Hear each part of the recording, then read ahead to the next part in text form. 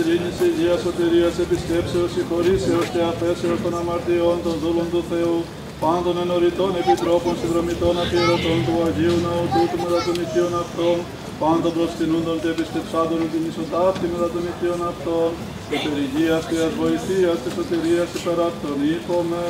Κύριε ελέησον, Κύριε ελέησον, Κύριε ελέησον. Κύριε ελεήμων και φιλάνθρωπος Θεός υπάρχεις και στην δόξα να πέμπομεν το Πατρί και το Υιό και το Αγίο Πνεύματι, νυν και αεί και εις τους αιώνας των αιώνων. Αμήν. Βοστήρνη αυγέστατος καθόν ηγον τους λαούς.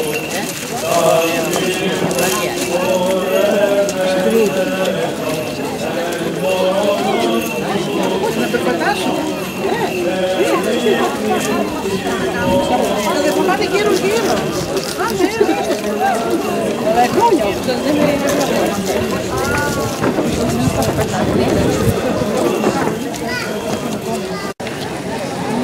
Καλησπέρα από μένα. Είμαστε πολύ χαρούμενοι που βρισκόμαστε μαζί σας εδώ πέρα για τον Άγιο Τιμόθεο και Τρικονήσου.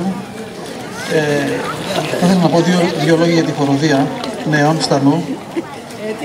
Είναι μια χοροδία η οποία αποτελείται κατά βάση από νέες και νέους μαθήτριες, μαθητές δευτεροβάθμιας εκπαίδευσης και φοιτητές. Είναι από τις λίγες χοροδίες στο νομό Χαλκιδικής, θα έλεγα από τις μοναδικές. Σκοπός της χοροδίας ήταν τα παιδιά να έρθουν κοντά στην ελληνική μουσική, στον ελληνικό στίχο, να αποκτήσουν έτσι μουσικές δεξιότητες. Είναι λίγο ένα δύσκολο εγχείρημα αυτό, αλλά τα παιδιά βλέπω ότι τους αρέσει, οι νέοι τους αρέσει. Θα πω κάτι επίσης το οποίο θεωρώ ότι είναι λίγο έτσι παράξενο για τη χοροδία σήμερα. Εν ώψη της μουσικής εκδήλωσης, η χοροδία γνώριζε τον Άγιο Τιμόθεο.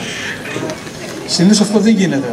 Συνήθως παρουσιάζουμε ένα πρόγραμμα το οποίο εκ προημίου το έχουμε δουλέψει, θα σας το παρουσιάσουμε ούτως ή άλλως.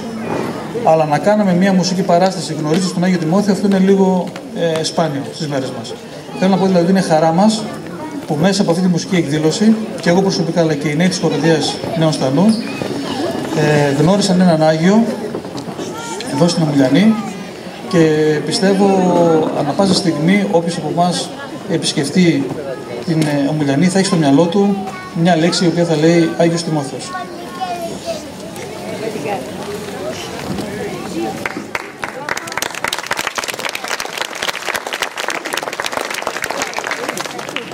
Έχει περάσει ένας χρόνος από τότε που δημιουργήσαμε τη χοροδία μας. Αποτελείται αποκλειστικά από νέους και νέες του χωριού μας, του Στανού.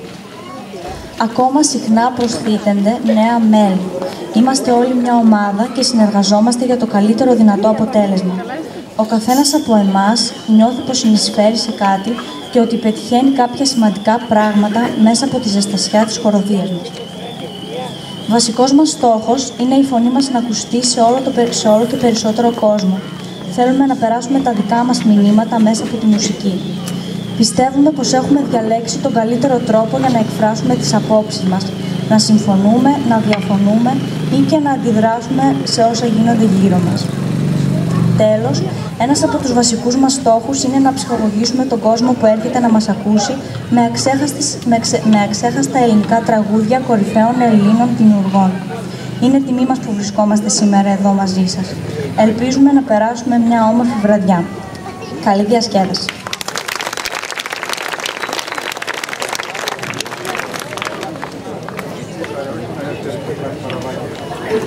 Προκόνησος ή Προκόνησος, τουρκικά Μάρμαρα Αντασί, νησί του Ελισπόντου, στη θαλάσσια οδό από τον Βόσπορο προς τα Δαρδανέλια. Το νησί πήρε το όνομά του από την Προκό ή Πρικό, είδους ελαφιού που ζούσε στο νησί.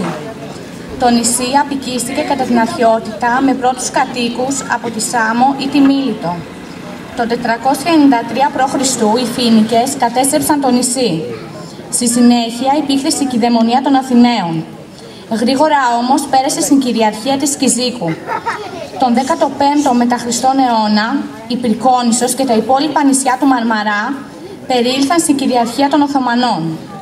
Πριν την ανταλλαγή των πληθυσμών στην Πρικόνησο και τα υπόλοιπα 3 νησιά του Μαρμαρά, Αλόνη, Οφιούσα και Κούταλη, διέμεναν περίπου 10.000 με 15.000 Έλληνες κάτοικοι.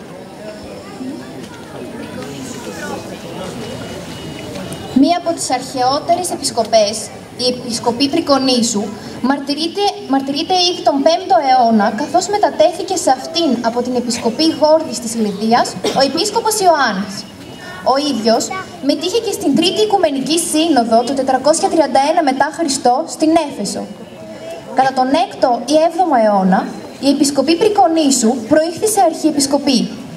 Καθώς άλλες αρχιεπισκοπές προάγονταν σε Μητροπόλεις, η Αρχιεπισκοπή Πρικονήσου παρέμενε αρχιεπισκοπή και έφτασε να κατέχει την πρώτη θέση μεταξύ των υποκείμενων στο Οικουμενικό Πατριαρχείο Αρχιεπισκόπων. Μόλις το 1823, η Αρχιεπισκοπή Πρικονήσου προήχθη σε Μητρόπολη. Στη δικαιοδοσία της, εκτός από την Πρικόνησο, υπάγονται και τα νησιά Αλόνη, η Αυλωνία, Οφιούσα ή Αφυσία και Κούταλη. Η έδρα του Μητροπολίτη μέχρι το 1900 ήταν στην Αλόνη. Μεταξύ 1900 και 1906 η έδρα μεταφέρθηκε στον Μαρμαρά. Τιμόθεος, για τον οποίο θα κάνουμε λόγο, έλαμψε σαν ήλιος μεταξύ των αρχιερέων. Έζησε στα μέσα του 6ου αιώνα. Το γένος του και η πατρίδα του παραμένουν άγνωστα, καθώς κανείς δεν τα έχει διηγηθεί. Είχε όμως αληθινή πατρίδα του, την Πρικόνησο, και συγγενείς όλους τους Αγίους, αφού μιμήθηκε τη ζωή και τις αρετές του. Ο βίος του, πράγματι, προξενεί σπουδαίος του θαυμασμό.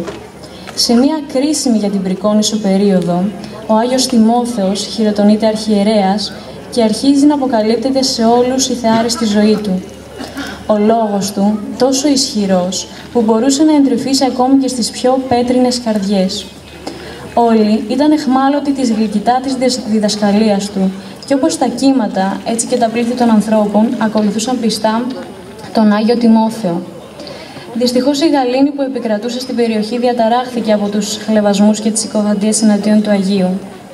Παρόλο που δικαιώθηκε από τον Πατριάρχη Ευτύχιο, γνωρίζοντας τη μανιακή αντίδραση των συκοφαντών του, αποφασίζει με τη βοήθεια του Θεού να ακολουθήσει την ερημική και ησυχαστική ζωή. Καταφεύγοντας στα βουνά της Πρικονήσου, παραμένει πιστός φίλος των κατοίκων μέσα από την αδιάλειπτη και νοερή προσευχή του. Ο Άγιος Τιμόθεος κοιμήθηκε ειρηνικά την 1η Αυγούστου. Εμφανίστηκε στο όνειρο κάποιων ευσεβών χριστιανών και ζήτησε η μνήμη του να γιορτάζεται την ίδια μέρα. Τα ιερά λείψανα του Αγίου βρέθηκαν την 23η Μαΐου σε ένα σπήλαιο μέσα στο δάσος, εκεί όπου ο Άγιος έζησε τα τελευταία χρόνια της επίγειας ζωής του. Το σκήνομά του βρέθηκε ολόκληρο και ακέραιο. Προς ένδειξη ευγνωμοσύνης στον Άγιο, κτίστηκε μονή στο όνομά του, εκεί όπου βρέθηκε το Άγιο λείψανό του, το οποίο φυλάσσεται σε μια λάρνακα. Εκεί κοντά μάλιστα βρέθηκε και πηγή αγιάσματος. Με αφορμή τη γιορτή του Αγίου Τιμοθέου, έχουμε έρθει απόψε εδώ να τιμήσουμε τη μνήμη του. Ελπίζουμε ο βίος και το έργο του να αποτελούν παράδειγμα για τη δική μας ζωή. Πανάκριβη πανόρια, παρμένει και η Αγία Τράπεζα μες στο καράβι Κούρσος για τη Φραγκιά. Κυρίου οργή και σύψυχο και αγνάδια στο Μαρμαρόνησο χαμός. Βουλιάζει το καράβι, βουλιάζει και η Αγία Τράπεζα. Και η θάλασσα τριγύρω λάμπει και είναι ήλιος. Και ποτέ δεν τρικυμίζει. Και είναι μυρόβολη και γαλανή. Και ανάμα τα νερά της. Κωστής Παλαμάς.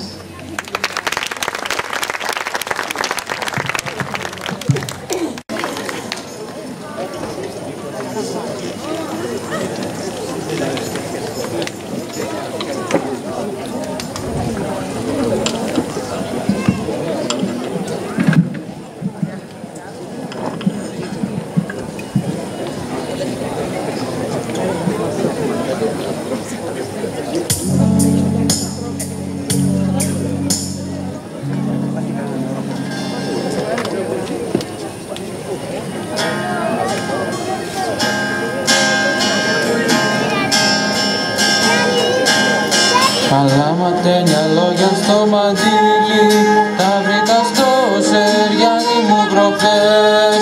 Αλφαβητάρι πάνω στο τριφύλι, σου μάθαινε το αύριο και το χθες.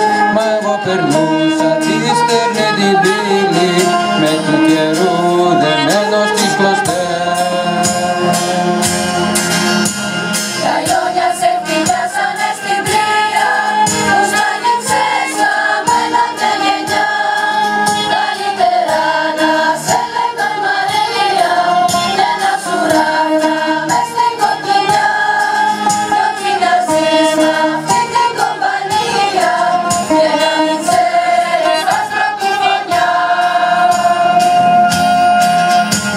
Γυρίσανε πολύ σημαδεμένοι που του καιρού την άγρια πληρωμή. Το Μεσοστράτη 4 ανέμοι τους πήραν για Συριάννη μια στιγμή. Αι βρήκανε την φλόγα που δεν τρέμει, αι το μαράζι δίχως αφορμή.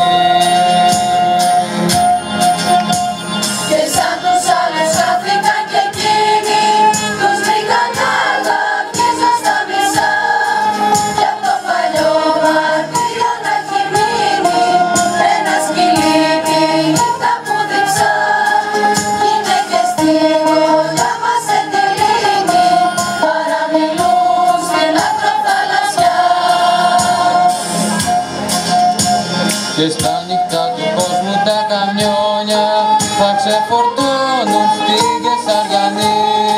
Πώς έγινε με τούτο τον αιώνα και γύρισε παπάκι η ζωή. Πώς το φέραν η μοίρα και τα χρόνια να μην ακούσεις ένα ποιητή.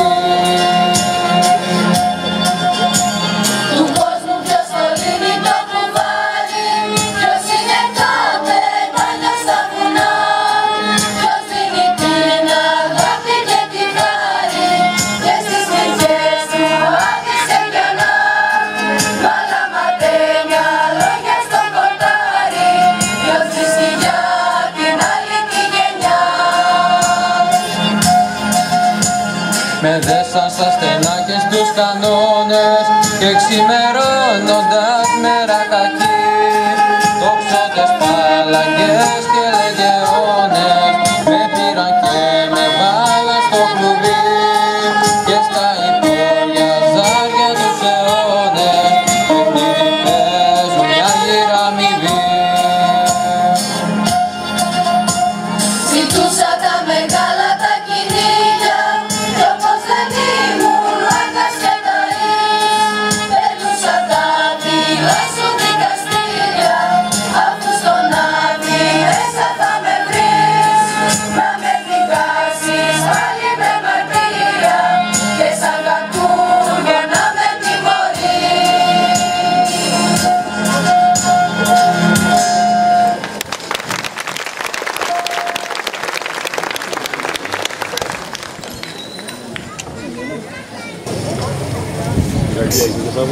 Κύριο στοιχείο του επόμενου τραγουδιού είναι τα χέρια σαν κι αυτά που άλλες φορές προσφέρουν, άλλες χαϊδεύουν, άλλες πάλι φυτεύουν ή αγκαλιάζουν. Εμείς επιλέξαμε να σας το παρουσιάσουμε με έναν ιδιαίτερο και ξεχωριστό τρόπο, αυτόν της νοηματικής γλώσσας.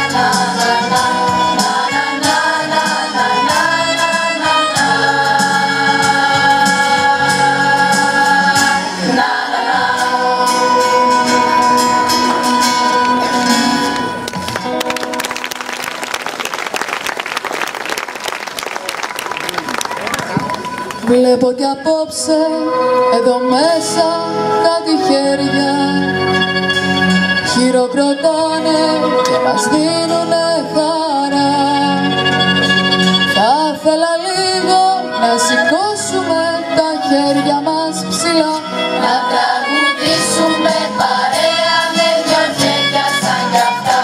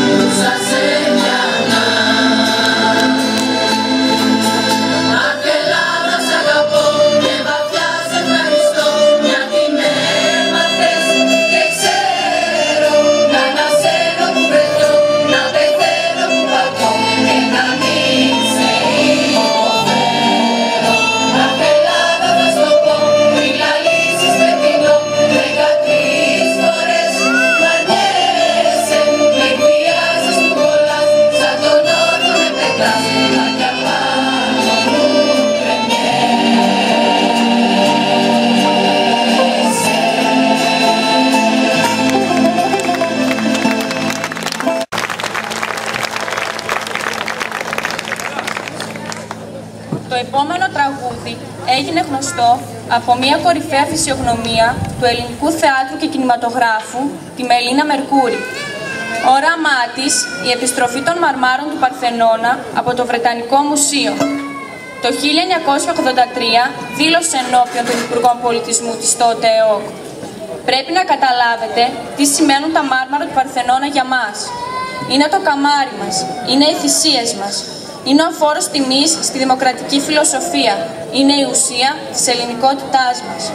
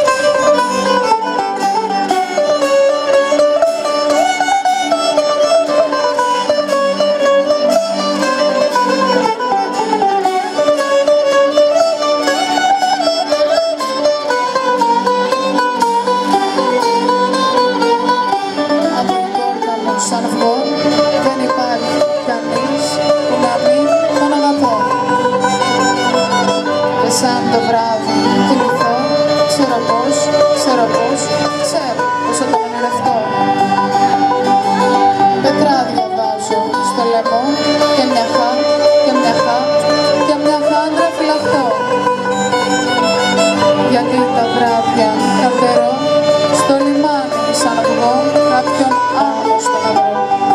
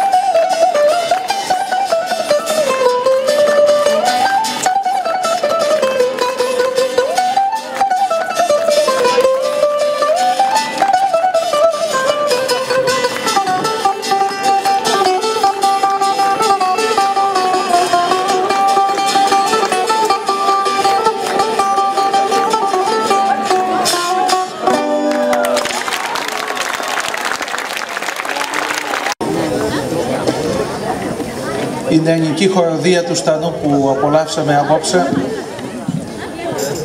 δείχνει τη δουλειά που έχει γίνει σε αυτό το χωριό, που όπως ξέρετε είναι το δεύτερο χωριό σε πολύτεκνες οικογένειες στην Ελλάδα.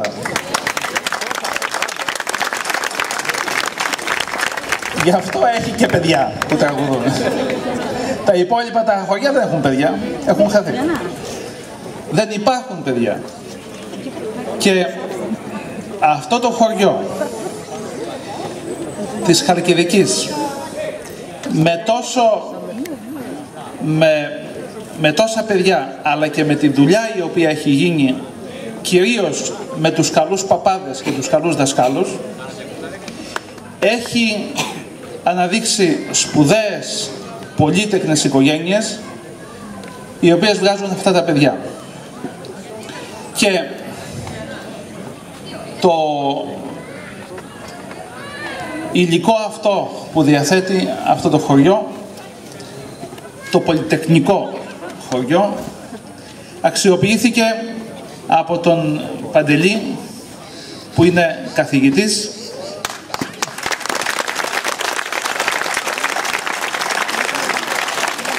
και τη βοήθεια βεβαίως και τη συνεργασία όλων αυτών των παιδιών, των αγοριών και των κοριτσιών και τη βοήθεια των οικογενειών τους βεβαίως,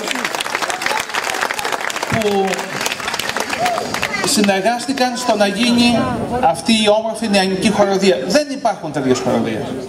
Είναι πάρα πολύ σπάνιες και λέμε ότι ίσως είναι και η μοναδική. Έχουμε βεβαίως και στη Γαλάτιστα ακόμα μία. Είναι πολύ σπάνιες οι χοροδίες οι νεανικές. Και πιστεύω ότι είναι μια από τις καλύτερες αυτή η χοροδία νέων του Στανού.